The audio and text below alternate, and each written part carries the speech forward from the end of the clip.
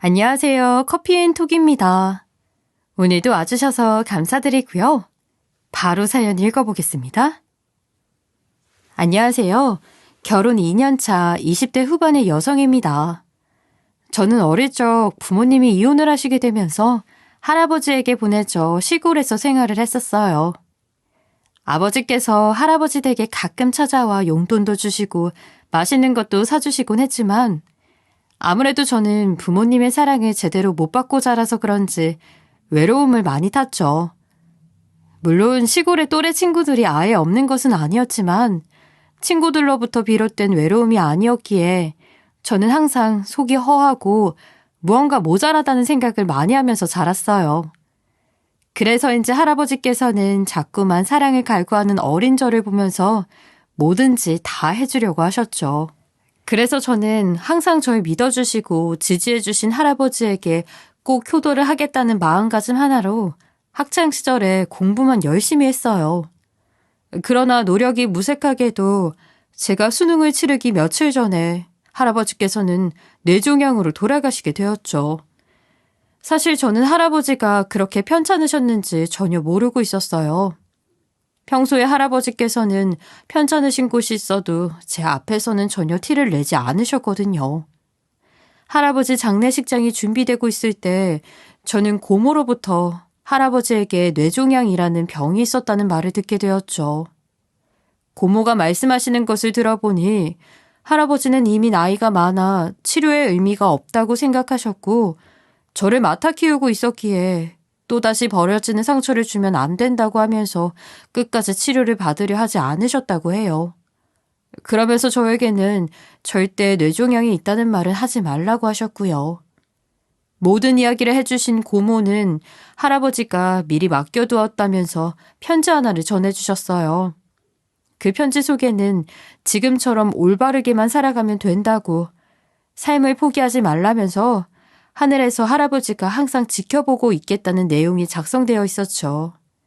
그리고 장롱 밑에 할아버지가 통장 하나를 숨겨놓았으니 그 통장에 있는 돈을 찾아 대학교 입학할 때 사용하라고 적혀 있었어요. 그 편지를 받고 저는 편찮으신 것을 미리 알아보지 못해 너무 죄송해서 눈물만 흘렸죠. 그렇게 3일간의 장례식이 끝났고 저는 다시 할아버지와 살던 집으로 보내졌어요. 어렸을 때는 아버지가 가끔씩 할아버지 집에 찾아와 맛있는 것도 사주고 용돈도 손에 쥐어줬었는데 어느 순간부터는 나타나지 않았죠. 그런데 장례식에서 보니까 아버지는 제가 모르는 사이에 재혼까지 했는지 어떤 여자와 어린아이 2명을 함께 데리고 나타났어요. 그 여자와 어린아이 2명은 할아버지 장례식 내내 함께 있었는데 아버지는 그쪽 식구들만 챙기고 친딸인 저는 본체만 자더군요.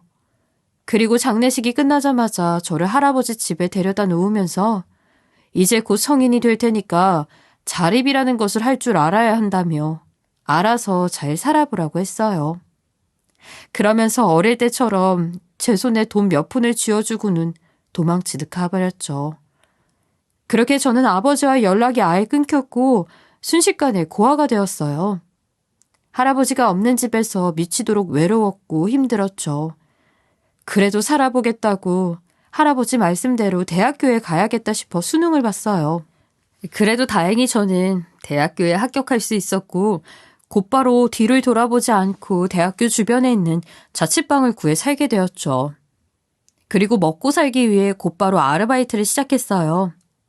다행히 할아버지께서 남겨주신 돈이 한동안 부족함 없이 먹고 살 수 있는 정도였지만 이후에 대학교 등록금에 자취방 월세까지 부담하려면 일을 하지 않을 수는 없었죠. 저는 대학교에 다니면서 공장에도 가보고 인형탈 아르바이트까지 안 해본 일은 없는 것 같아요. 기회가 있다면 무슨 일이든 다 했죠. 그러던 중 저는 우연히 음식점 아르바이트를 하게 되었고 그곳에서 지금의 남편을 만나게 되었어요. 처음에는 먹고 살기 바빠서 연애에는 전혀 관심이 없었고 남편은 그저 친절한 오빠 정도로만 생각했었죠. 그러나 남편은 본인의 마음을 적극적으로 표현했어요. 그리고 항상 말도 예쁘게 하고 따뜻한 면모가 있는 사람이었죠. 아무래도 제가 어릴 적부터 사랑을 많이 못 받고 자라서 그런지 남편이 항상 저를 먼저 챙겨주고 예쁜 말을 해주니까 자연스럽게 마음이 가게 되더라고요. 그래서 결국 저는 남편의 마음을 받아들였고 연애를 6년 가까이 했던 것 같아요. 남편은 연애를 하는 내내 저에게 지극정성이었고 기댈 곳 없는 저를 듬직하게 감싸 안아주었죠.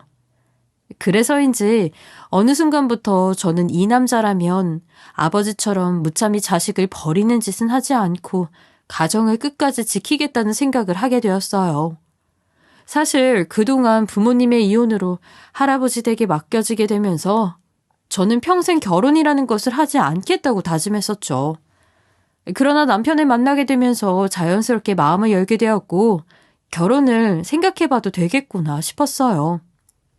물론 결혼을 생각하기에는 저와 남편 모두 너무 어렸고 한창 철이 없을 나이였죠. 하지만 저희 둘은 결혼을 해야겠다는 생각이 확고했고 연애 4년 차가 되었을 때 시댁에 찾아가 인사를 드리게 되었어요. 당연히 시부모님께서는 노발대발 난리가 났죠. 사랑에 눈이 멀어서 저의 상황을 전혀 생각하지 못한 채로 무턱대고 허락을 받으려 찾아갔거든요.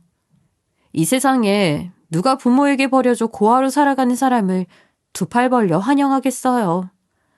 게다가 시댁에 인사를 드리기 위해 찾아갔을 때 저의 나이는 고작 24살이었고 대학교도 졸업 못한 상황이었어요. 시부모님은 저의 이야기를 들으시고는 큰 소리를 내시며 크게 반대하셨죠. 아, 얘, 네가 아무리 부모 없이 자란 고아라고 해도 그렇지. 이렇게 염치가 없어서 되니? 네가 뭔데 감히 귀한 우리 외동아들을 넘봐? 네가 내 입장이라면 너 같은 애를 허락하겠어? 어머님, 아버님, 저 시훈 오빠 진심으로 좋아합니다. 제 사정이 좋지 않은 것은 알고 있지만 한 번만 믿고 저희 둘 허락해 주시면 안 될까요? 결혼 허락만 해주시면 앞으로 제가 정말 잘하겠습니다. 아무리 둘이 좋아 죽는다고 해도 절대 허락 못한다. 어차피 너희 둘 다 결혼을 생각할 만큼 나이가 많은 것도 아니고 새로운 사람 만나면 금방 잊혀질 테니까 그냥 여기서 마음 접어. 하나밖에 없는 우리 아들은 절대 너 같은 애랑 결혼시킬 일 없으니까. 엄마, 말이 너무 심한 거 아니야? 그리고 내가 좋아서 같이 살겠다는데 사정이 어떻든 예쁘게 살게 도와주면 안 돼? 부모한테 버려진 건 수연이 탓이 아니잖아. 이놈아, 부모가 안 된다고 하는 건 다 이유가 있는 거야. 네 엄마랑 내 체면도 있는데 어떻게 부모한테 버려진 고아를 집에 들여? 너희 결혼은 내 눈에 흙이 들어가도 절대 못 시키니까 그냥 마음 접어라. 아버님, 허락만 해주시면 절대 실망시키지 않고 잘 살겠습니다. 한 번만 도와주세요. 더 이상 들을 것 없어. 이 집에 고아 며느리 들일 생각 없으니까 당장 이 집에서 나가라. 결국 저와 남편은 시부모님의 허락을 받지 못한 채로 쫓겨나듯이 그 집을 나와야 했어요. 시어머니는 고아의 기운이 집에 남아있으면 안 된다면서 소금 바가지를 가지고 와서 여기저기 뿌려대기 시작했죠. 그 모습을 보고 너무 속상해서 하루 종일 눈물을 흘렸던 것 같아요. 남편은 시부모님의 차가운 반응에도 포기를 하지 않았는지 저에게 어떻게든 허락을 받아오겠다고 하더군요. 마찬가지로 저도 허락을 받기 위해 끝까지 노력을 해야겠다 싶어서 남편이 말리는데도 꿋꿋이 일주일에 3번 정도 시댁에 찾아가 인사를 드렸어요. 그러나 시부모님은 2년 정도의 시간이 지났음에도 끝내 허락을 하지 않으셨죠. 시간이 지날수록 저도 남편도 점점 지쳐갔고 점점 결혼에 대한 마음을 접게 되었어요. 시부모님께서 저렇게 완강하게 나오시니 저로서는 방법이 없었죠. 남편도 답답했는지 부모님 허락 없이 그냥 둘이 결혼해서 살자고 하면서 잘 사는 모습을 보여주면 결국 허락하시지 않겠냐고 하더군요.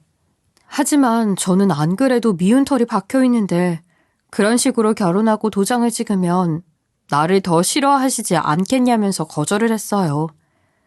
그래서 결국 저희 둘은 이러지도 저러지도 못한 채로 연애만 하면서 각자의 삶에 집중을 하기로 했죠. 저는 2년 동안 시부모님의 결혼 반대가 이어지는 사이에 학교 졸업한 후 운이 좋아 바로 취업을 하게 되었어요. 하지만 저와 4살 차이가 나는 남편은 군대를 다녀오고 대학교까지 졸업했는데도 불구하고 30이 되었으면서도 취업을 못하고 아르바이트만 하고 있었던 상황이었죠. 그 모습을 보고 이번 생에 결혼은 할 수 있을까 하는 생각이 들더라고요. 그런데 저희 연애 기간이 6년 정도 되었을 때 갑자기 남편이 아주 신이 나서 회사에 찾아온 적이 있었어요. 대체 무슨 일인가 싶었는데 시부모님께서 저희 2사람의 결혼을 허락했다는 거예요. 도저히 믿기지가 않아서 정말이냐고 거짓말하는 거 아니냐면서 되물었죠. 하지만 남편은 진짜라고 하면서 저녁에 시댁에 같이 가야 한다고 했어요. 그렇게 저녁이 되었고 저는 남편과 함께 긴장되는 마음으로 시댁에 찾아가게 되었죠. 정말로 시부모님께서는 저희 둘의 결혼을 허락해 주셨어요. 너희가 좋아 죽겠다는데 우리가 어떻게 끝까지 말리니? 원하는 대로 결혼해라. 정말 감사합니다, 어머니. 앞으로 제가 잘할게요. 우리 아들이 너 없으면 죽을 것 같다고 하니 마지못해 결혼 허락은 하지만 아직도 썩 마음에 드는 건 아니다. 하지만 어쩌겠니? 우리 아들이 너 없으면 안 된다고 하는데. 네, 감사합니다. 아무래도 너한테 혼수예단 받기는 힘들 것 같으니 너희도 결혼에 대한 지원과 도움은 바라지 마라. 결혼식부터 신혼집, 그 안에 들어가는 살림살이까지 니들이 알아서 해결해. 시은이한테도 이야기했지만 앞으로는 용돈도 끊을 생각이다. 결혼 허락을 해주신 것은 너무 감사한 일이었지만 지원과 도움을 바라지 말라고 하시니 앞으로 어떻게 해야 할지 막막했어요. 물론 시댁에 100% 기댈 생각은 없었지만 최소한 결혼식이나 신혼집같이 큰 돈이 들어가는 부분은 조금 도와주실 줄 알았거든요. 그런데 철없는 남편은 용돈도 끊을 것이고 모든 것을 알아서 하라는 시부모님의 말씀에 상의 한마디 없이 제가 살고 있는 자취방에서 살림을 차리면 되니 걱정 말라고 큰 소리를 치더군요. 그 좁은 방에서 신혼집을 차리겠다니 정말 황당하고 어이가 없었어요. 그렇게 찜찜한 마음으로 시댁을 나와서 저는 남편에게 진짜로 그 좁은 자취방에서 살림을 차릴 생각이냐고 물었죠. 그랬더니 남편은 시부모님이 안 도와주신다는데 방법이 있냐고 좁은 곳에서 시작해서 차근히 늘려가면 된다고 했어요. 본인이 취직을 하고 안정된 생활만 찾으면 해결될 문제니까 그때까지만 참자고 하면서요. 정말 어이가 없었지만 결국 저는 남편 말을 따르기로 했죠. 연애를 하면서 항상 믿음직한 사람이었고 가족을 끝까지 지킬 사람이니 조금만 기다리면 좋은 날이 올 거라고 생각을 했거든요. 그리고 경제적인 여유가 없어 저희는 인생에 한 번뿐인 결혼식도 미룰 수밖에 없었어요. 이게 맞나 싶기는 했지만 얼마 지나지 않아 남편은 제 자취방으로 들어왔고 저희 둘은 혼인신고를 하고 나서 본격적으로 신혼생활을 시작하게 되었어요. 처음에는 걱정이 이만저만 아니었는데 힘들게 결혼 허락을 받아서 그런가 신혼생활이 정말 재미있고 좋을 수밖에 없었죠. 물론 집이 좁고 살림살이를 채워 넣을 수 있는 공간이 없어서 아쉽기는 했지만 둘이 노력해서 차근차근 집을 늘려가면 된다고 생각을 했어요. 그러나 남편은 연애할 때는 다르게 결혼을 하고 나서 오히려 책임감이 없어진 건지 취직을 할 생각도 집안일을 도울 생각도 없어 보였죠. 결혼 전 혼자 살 때에도 빠듯했던 생활이 남편과 결혼을 하고 나서 더 빠듯해졌어요. 덕분에 저는 조금이라도 돈을 더 벌어야겠다는 생각이 들어 저녁에는 아르바이트까지 하나 더 할 수밖에 없었죠. 제가 피곤함이 가득한 채로 집에 들어가는데도 남편 놈은 느끼는 것이 없는 건지 취직할 생각은 안 하고 집에서 잠만 퍼질러 자거나 게임만 주구장창하고 있었어요. 그 모습을 보면서 내가 원한 결혼 생활은 이게 아닌데 라는 생각과 함께 왜 이 사람이랑 결혼을 해 사서 고생하고 있을까 하는 후회가 되었죠. 또 언제까지 이렇게 살 수는 없겠다는 생각이 들어 저는 남편에게 나가서 취직 자리를 알아보던 아르바이트를 하든 하라고 바가지를 긁을 수밖에 없었어요. 하지만 남편은 본인이 알아서 하겠다면서 제 말은 귓등으로도 듣지 않았죠. 남편이 하는 이야기를 들으니 정말 이혼까지 생각을 했을 정도로 한숨만 나오더군요. 그러나 이왕 결혼까지 했는데 잘 살아보고 싶은 마음이 있다 보니 이혼 소리까지는 끝까지 꺼내고 싶지 않아 참으면서 살았어요. 그런데 남편과 결혼한 지 2년째 되었을 즈음 저희 부부가 살고 있던 동네에 뉴스에 나올 만큼 좋지 못한 일이 발생한 적이 있었어요. 당시 남편은 저에게 바가지를 긁히고 울며 겨자 먹기로 저녁에 아르바이트와 대리운전 일을 하고 있었기에 집으로 돌아가면 저는 혼자 있는 시간이 많았죠. 특히 저희 부부가 살고 있는 신혼방 건물이 굉장히 어둡고 CCTV가 없는 상황이었어요. 이런 상황에서 동네에 좋지 못한 일이 있었다고 하니까 같은 건물에 살고 있는 사람들이 하나둘씩 이사를 가거나 집 앞에 CCTV를 설치하기 시작하더라고요. 저도 몰랐으면 모를까 좋지 못한 일이 있었다고 하니 왠지 모르게 무섭다는 생각이 많이 들었어요. 그래도 저에게 믿을 곳은 남편밖에 없었으니 동네에서 이런 일이 있었다고 하는데 웬만하면 낮에 일을 하면 안 되겠냐고 지나가듯 이야기를 했었죠. 그러나 남편은 제 말은 크게 신경 쓰지 않았고 그런 일이 우리 집에 일어날 확률이 얼마나 되겠냐며 문단속만 잘하면 된다고 무심하게 이야기를 하고 지나갔어요. 결국 남편의 싸늘한 반응에 어쩔 수 없이 저도 다른 사람들처럼 집에 CCTV를 설치해 놓기로 했죠. 사실 남편과 결혼하기 전에도 제가 살고 있는 건물이 너무 어둡고 방범이 잘 되는 편이 아니라서 가짜 CCTV라도 설치해놔야 하나? 라는 생각을 몇 번 했었거든요.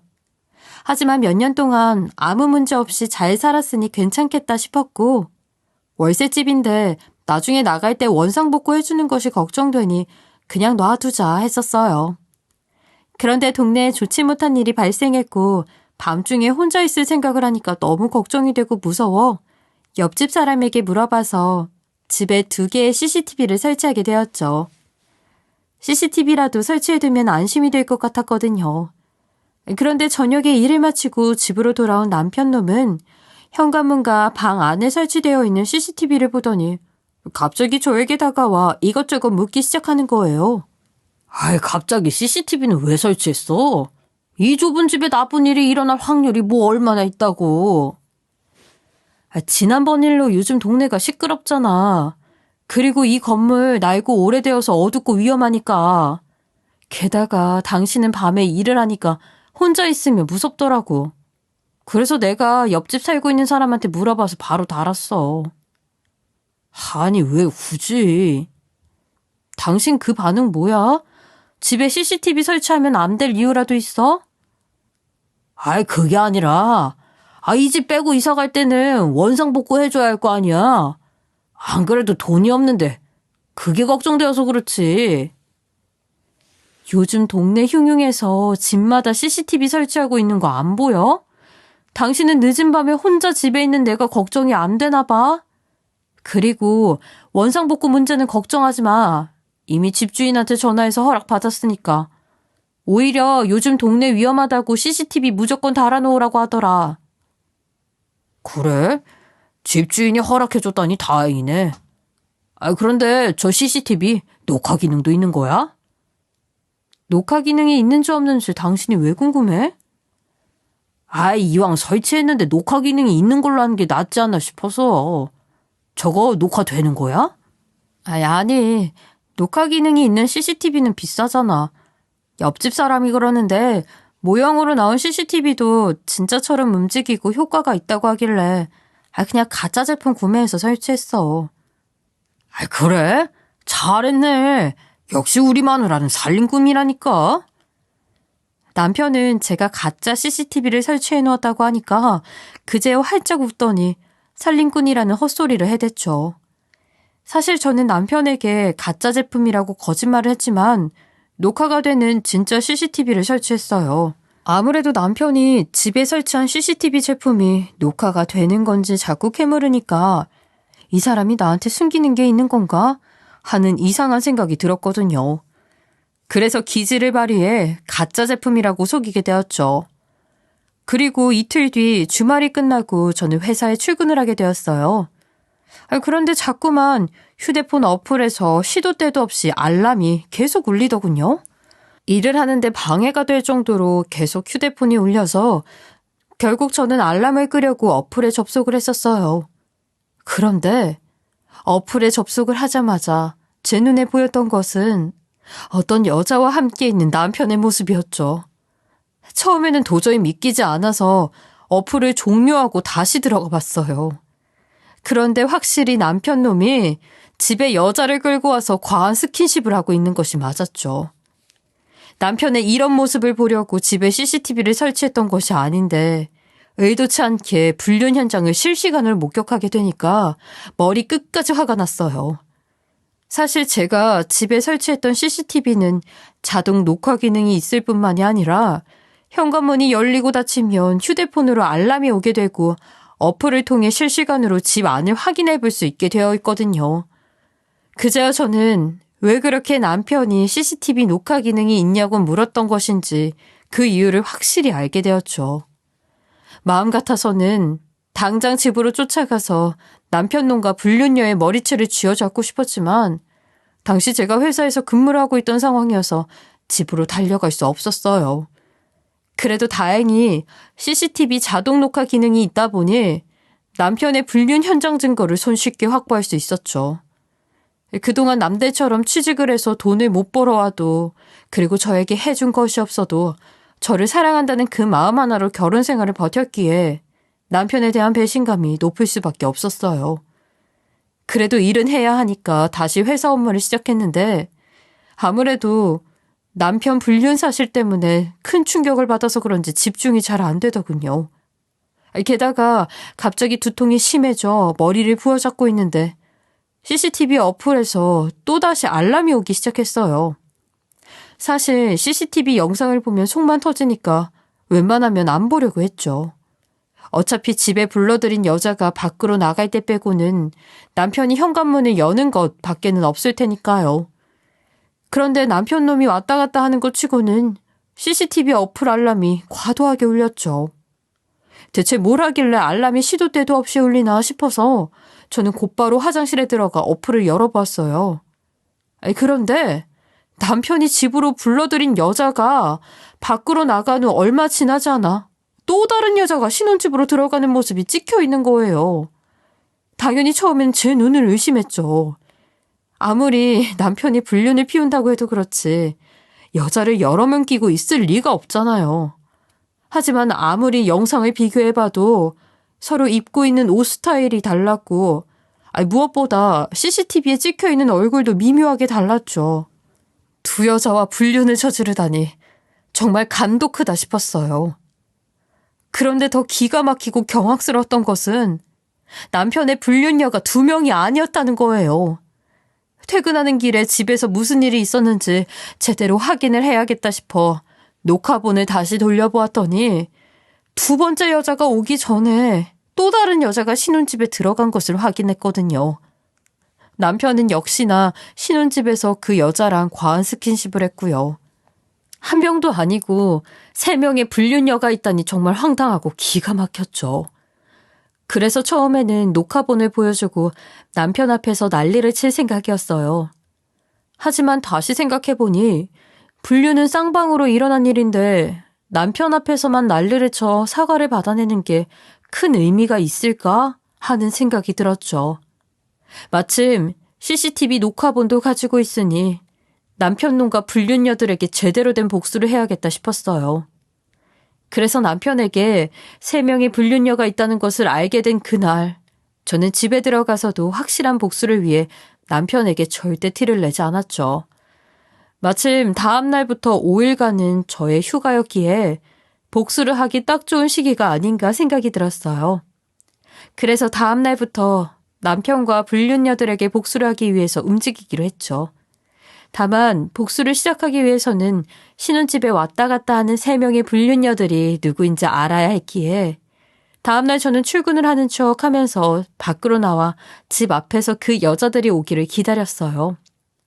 혹시나 신혼집에 찾아오지 않으면 어쩌나 하는 생각을 하기도 했는데 역시나 제가 출근한다고 밖으로 나온 지 1시간도 안 되어서 여자 한 명이 찾아왔더라고요.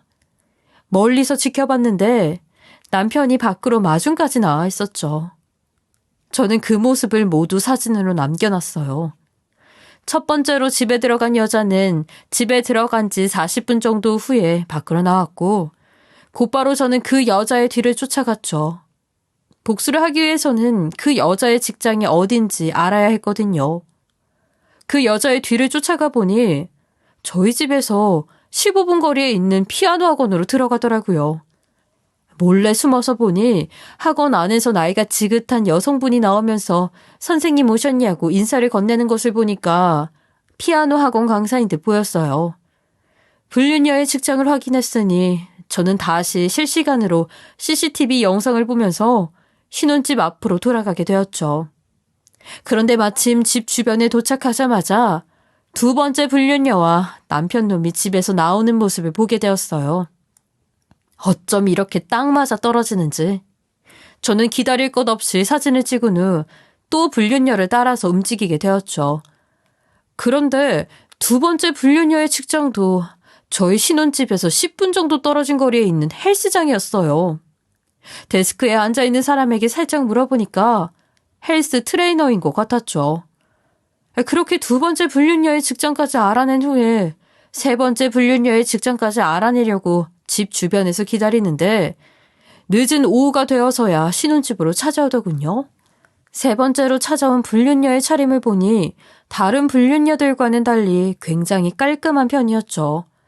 언뜻 보면 회사원이나 공무원과 같은 느낌이었어요. 그리고 늦은 오후가 되어서 집에 찾아온다는 것은 이미 퇴근을 한 상태라는 것인데 어떻게 직장을 알아내야 할지 막막했죠. 그래서 일단 집이 어딘지 먼저 알아봐야겠다는 생각에 그 여자가 밖으로 나오기를 기다렸어요. 3번째 불륜녀도 1시간 정도 신혼집에 있다가 남편놈 손을 잡은 채 밖으로 나왔고 헤어지기 싫은 건지 10분 동안 그 자리에서 움직이지 않다가 한참 후에 이동하기 시작했죠. 그렇게 저는 남편놈의 3번째 불륜녀를 뒤쫓아갔는데 초등학교 주변을 지나칠 때쯤 어떤 여자가 불륜녀 앞으로 다가오더니 갑자기 본인 아이 이야기를 하는 거예요. 그렇게 길에 서서 한참을 이야기하다가 불륜녀는 내일 학부모 상담 때 뵙겠다면서 1학년 3반으로 오시면 된다고 하고는 밝게 웃으며 가더군요. 그때 감이 왔죠. 이 여자 초등학교 선생이고 지나가는 아이들이 이 여자에게 인사를 하는 것을 봐서는 바로 앞에 있는 학교에서 근무를 하고 있구나 라는 것을요. 남편의 불륜녀는 신혼집에서 20분 정도 떨어진 주택에 살고 있는 듯 보였어요. 이후 제가 집에 들어가니까 남편놈은 출근을 하고 없더군요. 우선 저는 계획대로 그 여자들의 직장에 불륜 사실을 알리는 방식으로 복수를 하기로 했죠. 일단 저는 초등학교 홈페이지 게시판과 동네 학부모들이 많이 모여있는 인터넷 사이트에 익명으로 글을 남겼어요. 남편놈이 저에게 들켜 양심 고백을 하는 것처럼요. 그리고 헬스 트레이너 불륜녀는 어떻게 해야 하나 고민을 하다가 헬스장으로 남편놈이 보낸 것처럼 그동안 그 여자를 재미로 만나왔던 거고 이제 불륜을 하기 싫으니 헤어지자는 식으로 컴퓨터를 이용해 작성해서 빠른 우편 하나를 다음날 보냈어요. 다른 불륜녀들보다 아침에 우편을 붙여서 소식이 조금 늦겠지만 그래도 수취인을 그 여자가 아닌 헬스장으로 작성해 놓았으니 사정이 뜯어보고 난리가 날 것이라고 예상을 했죠. 그리고 아침에 우체국에 방문하기 전 남편에게는 휴가라고 이야기를 했었기에 계속 함께 집에 있었어요. 그런데 왠지 모르게 기대가 되더라고요. 분명히 오전이 지나면 불륜녀 둘이 난리가 날 것이 뻔했으니까요. 역시나 점심을 먹으려고 준비를 하고 있었는데 갑자기 남편의 핸드폰이 계속해서 울렸죠. 남편은 핸드폰 화면을 보더니 담배 한 대 피우고 오겠다며 급하게 밖으로 나갔어요. 저도 곧바로 남편을 몰래 뒤쫓아갔죠.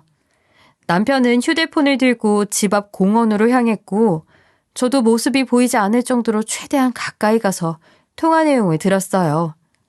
남편은 한적한 공원이라 보이는 사람이 없으니까 쪽팔린 것도 모르고 담배를 피우면서 크게 전화를 했죠. 통화음을 최대로 올렸는지 핸드폰 밖으로까지 말소리가 들렸는데 통화 소리를 들어보니까 초등학교 교사 불륜녀가 전화를 한 듯 보였어요. 당신 미쳤어? 아무리 와이프한테 들켰다고 해도 그렇지. 학교 홈페이지에 그런 글을 올리면 어떡해? 그게 무슨 소리야? 내가 글을 올렸다는 건 뭐고? 우리 와이프한테 들켰다는 건 뭔데? 지금 내 와이프 아무것도 모르고 집에서 밥하고 있다. 내가 바람 피우는 걸 알고 있다면 나 지금 반쯤 죽어 있어야 해. 그럼 이 글은 뭔데? 1학년 3반 담임이랑 바람을 피웠다면서 당신이 양심 고백하고 반성한다는 이 글은 대체 뭐냐고? 내가 어떻게 알아? 나 그런 걸 쓴 적 없어. 그리고 아무리 우리 와이프가 바람 피우는 사실을 알았다고 해도 네가 1학년 3반 담임이라는 걸 어떻게 알아? 설마 네가 나 몰래 다른 놈이랑 만나고 있는 거 아니야? 뭐라고? 나 그렇게 비양심적인 여자 아니거든? 당신이 와이프한테 들켰으니까 학교 홈페이지에 이런 글이 올라왔겠지. 내가 너처럼 덤벙거리는 사람인 줄 알아? 난 철저해서 절대 흔적을 안 남기지. 분명히 네가 처신을 잘못해서 이런 일이 벌어진 거니까. 너 숨겨는 다른 놈한테 확인 한번 해보던가. 남편 놈은 불륜녀한테 승질을 내더니 먼저 전화를 끊어버렸어요. 두 사람은 서로의 탓을 하며 큰 소리를 내면서 싸웠는데 통화 내용을 뒤에서 듣고 있으니 볼만하더군요. 남편 놈은 전화를 끊고 나서 갑자기 이게 무슨 일이냐며 혼잣말을 하더니 마저 담배를 피웠죠. 그 사이에 저는 집에 들어가서 요리를 하고 있는 척 했어요. 그리고 남편은 집에 들어와서 시치미를 뚝 떼고 제가 차린 밥을 먹었죠. 그렇게 한참 점심을 먹고 있는 와중에 또다시 휴대폰이 울렸어요. 남편은 아르바이트하고 있는 곳 사장님이라면서 전화 좀 받고 오겠다며 뛰어나갔죠. 저도 몰래 뒤따라갔고 남편은 또다시 한적한 공원으로 가서 전화를 받았어요. 당신 지금 어디야? 당신 전화 받으려고 공원에 나왔어. 내가 당신 있는 곳으로 갈 테니까 꼼짝 말고 있어. 여기로 오겠다고? 너 지금 출근해야 할 시간 아니야? 기다려. 첫 번째 불륜녀의 전화는 그렇게 끊어졌고 얼마 지나지 않아 남편 앞에 나타났죠. 남편의 첫 번째 불륜녀는 화가 많이 난 듯 남편을 보자마자 곧바로 손을 올렸어요. 무슨 짓이야? 네가 뭔데 나한테 손을 올려? 무슨 짓이냐고? 네가 지금 나한테 할 소리야? 네가 올린 글 때문에 나 오늘 백수 됐어. 뭐? 무슨 글? 넌 또 왜 그러는데? 모르는 척 하지 마. 네가 어제 양심 고백이라면서 내가 근무하는 학원 이름까지 밝히고 인터넷에 글 싸질러 놨잖아. 네가 올린 그 글 때문에 출근하자마자 학부모들 잔뜩 쫓아와서 학원 뒤집어졌어. 원장은 그 일 때문에 애들 반이나 나갔다고 고소해서 손해배상 청구한다더라. 너 이거 어떻게 책임질 거야? 뭐라고? 너도 글 때문이라고? 첫 번째 불륜녀의 이야기를 듣고 그제야 남편 놈은 쎄함을 느꼈던 것 같아요. 상황을 보니 저는 금방 집으로 들어오겠다 싶어서 급하게 신혼집으로 뛰어들어갔죠. 예상대로 남편은 급하게 집으로 들어오더니 저에게 다가와 차마 본인이 바람을 피웠다는 것은 말하지 못하고 은근히 뭐 알고 있는 거 있냐고 떠봤어요. 저는 두 번째 헬스장 불륜녀의 반응까지는 못 봐서 아쉬웠지만 이때다 싶어서 남편 앞에 녹화 영상을 보여줬죠. 남편은 CCTV 녹화 영상을 보더니 많이 당황한 듯 보였어요. 이게 어떻게 여기에? 당신 지난번에 나한테 CCTV 녹화 안 되는 가짜라고 하지 않았어? 녹화되냐고 꼬치꼬치 캐묻는 게 수상해서 가짜라고 둘러댔던 건데 그때 그러길 참 잘했어. 녹화된다고 했으면 당신이 여자 3명이나 이 집에 끌어들이는 거 평생 몰랐을 거 아니야? 여보, 내가 잘못했어. 다시는 안 그럴게. 당신이 그동안 낮에 일을 하지 않으려고 했던 이유가 다 있었네. 집에 여자들 불러 즐길 시간이 필요했던 거잖아. 앞으로 기대해. 내가 지금부터 지옥을 보여줄게. 남편은 저의 말에 흠칫하더니 곧바로 무릎을 꿇고 두 손 모아 싹싹 빌었어요. 하지만 저는 그런 남편에게 내 집에서 당장 나가라고 하면서 내쫓아버렸죠. 그리고 다음날 아침 일찍 저는 지난번에 알게 된 불륜녀의 전원주택으로 찾아갔어요. 그 집 식구들도 모두 알아야 된다고 생각했거든요. 그런데 전원주택 앞에 도착했는데 이상하게 불륜녀 셋이 같은 집에서 나오는 모습이 보였어요. 처음에는 제가 잘못 봤나 싶었죠. 아니, 어떻게 남편이 같은 집에 살고 있는 3명의 여자와 바람을 피우겠어요. 뒤를 몰래 쫓아다니며 직장 조사를 할 때는 전혀 몰랐는데 불륜녀들 얼굴을 보니까 은근히 닮은 구석이 있는 듯했죠. 아무래도 한 집에 같이 나오는 게 이상했어요. 그래서 혹시나 하는 생각에 저는 인근에 있는 동네 슈퍼에 찾아가 미리 촬영해 놓은 주택 사진을 보여주면서 저 집 사람들에 대해 알고 있는 게 있냐고 물어보게 되었죠. 그런데 마침 제가 찾아간 동네 슈퍼 주인과 그 집 엄마가 잘 아는 사이라고 하더라고요. 동네 슈퍼 주인이 저에게 하는 말을 들어보니 그 집 사람들이 굉장히 고지식하고 유교를 엄청 생각하는 편이라고 했어요. 그러면서 그 집에는 3자매가 있는데 부모가 고지식하고 유교를 엄청 생각하니까 애들이 착하기는 한데 결혼까지 해놓고 부모 울타리에서 벗어나지 못해 그 집 2층에서 처가살이 시키고 있다고 했죠. 그 여자들이 자매일 것이라는 생각은 전혀 못했는데 정말 황당하고 어이가 없었어요. 저는 동네 슈퍼 주인의 이야기를 듣고 나서 계획을 조금 바꿨죠. 원래는 그냥 혼자 집으로 찾아가 이 집에 살고 있는 불륜녀 1명이 내 남편과 바람을 피우고 있다며 영상을 보여주려고 했었거든요. 그런데 마침 정말 황당하게도 불륜녀 셋이 모두 자매라고 하고 유교 사상이 짙은 고지식한 집안이라 남편들이 처가살이를 하고 있다고 하니 저녁에 다 같이 모여있을 때 남편 놈을 끌고 쳐들어가 난리를 피워야겠다고 생각을 하게 되었어요. 저녁 7시가 되었을 때 저는 남편이 출근한 가게에 찾아가서 둘이 단판 지을 일이 있다며 무작정 끌고 나왔고 불륜녀들이 살고 있는 집으로 데리고 갔죠. 당연히 남편이 싫다고 난리를 칠 줄 알았는데 거의 포기 상태였던 것인지 순순히 제가 가자고 하는 곳으로 따라오더군요.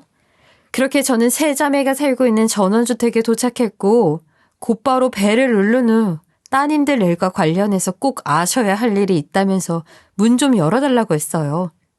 그랬더니 3자매의 아버지로 보이는 사람이 문 앞까지 나와서 대체 무슨 일인데 그러냐고 집안에 친척들이 와 있어서 급한 일 아니면 다음에 다시 오시라고 하더군요. 하지만 저는 오늘 꼭 해야 하는 이야기라고 하며 안에서 이야기하자고 남편 놈을 끌고 집 안으로 들어갔죠. 그러자 3자매의 아버지로 보이는 사람이 무슨 짓이냐고 왜 남의 집에 함부로 들어가냐며 급히 뛰어들어왔고 친척들과 3자매의 남편들 그리고 3자매의 시선이 저와 남편놈에게 꽂혔어요. 당연히 3자매는 남편을 보고 눈이 2배로 커지며 어쩔 줄을 몰라 했고요. 즐거운 시간 방해해서 정말 죄송합니다만 다 같이 좀 보셔야 할 게 있는 것 같아서요. 아니, 대체 무슨 급한 일이길래 남의 집에 함부로 들어오십니까? 따님분들이 옆에 있는 제 남편과 불륜을 저질렀거든요. 뭐라고요? 증거 있습니까? 그리고 우리 집에 딸이 3명입니다. 대체 누가 불륜을 저질렀다는 겁니까? 3명 모두 다요. 제 남편이랑 불륜을 저질렀다고요. 증거를 찾으시니 보여드리죠. 저는 곧바로 제가 가지고 있는 집 CCTV 녹화 영상을 재생했어요. 그랬더니 유교 사상이 짙고 고지식하다는 세 자매의 부모는 이게 내 딸들이 맞냐면서 난리가 났고, 세 자매의 남편들 또한 화가 많이 났는지 큰 소리를 치며 이혼 소리까지 했죠. 친척들은 이게 대체 무슨 일이냐면서 세 자매에게 사실이냐고 재차 물었고요. 그러자 세 자매는 곧바로 무릎을 꿇고 본인이 잘못했다고 싹싹 빌기 시작했어요. 세 자매의 불륜 사실이 알려지자 그 집안은 쑥대밭이 되었죠.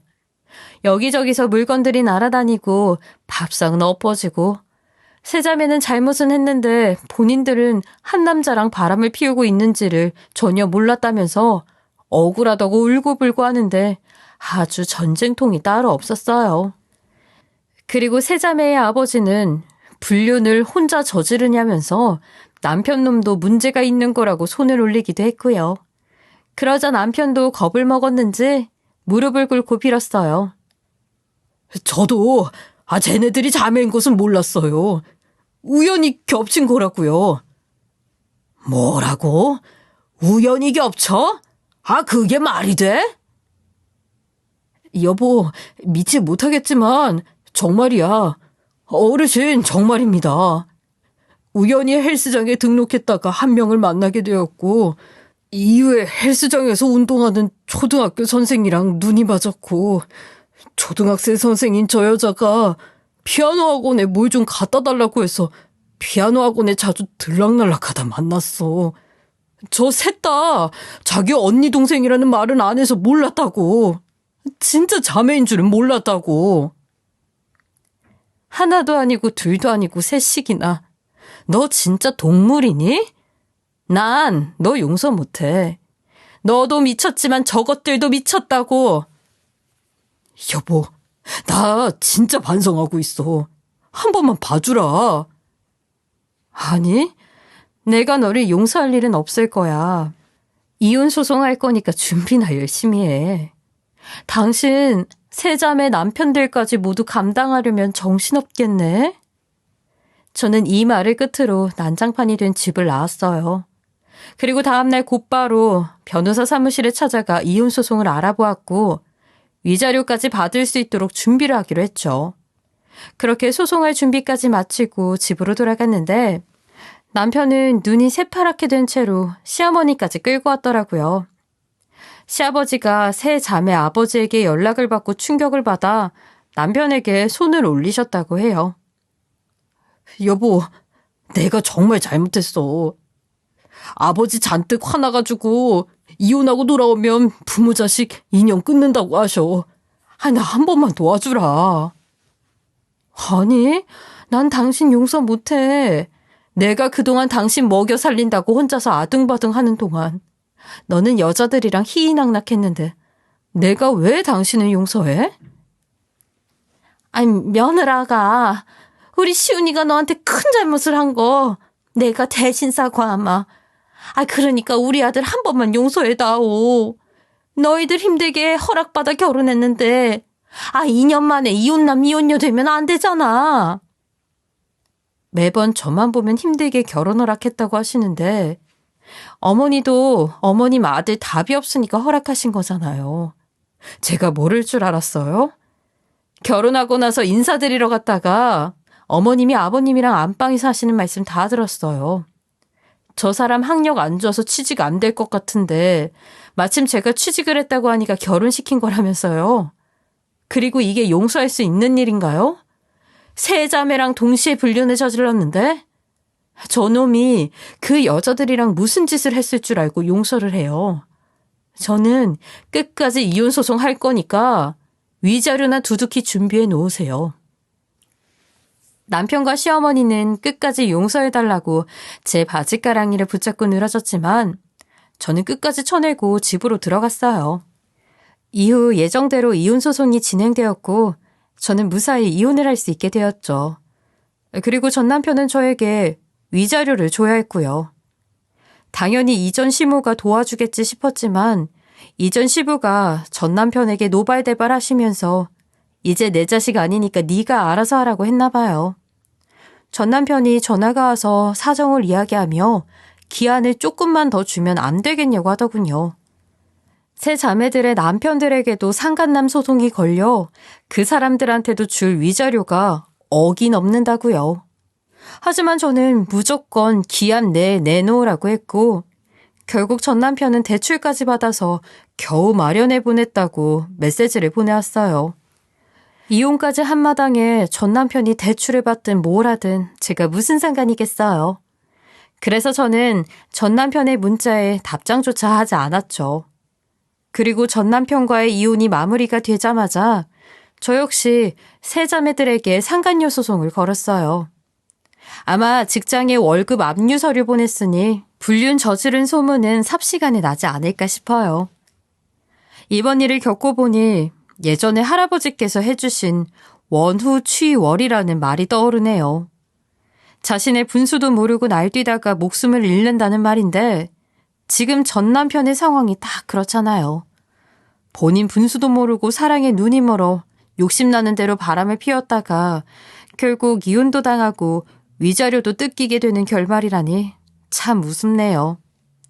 앞으로 전 남편이 지난 날을 반성하고 정신 좀 차리면서 살았으면 좋겠습니다. 저의 한탄스러운 긴 이야기 들어주셔서 감사합니다. 지금까지 커피앤톡이었습니다. 오늘도 끝까지 함께 해주셔서 감사하고요. 다음 영상으로 또 찾아뵙겠습니다.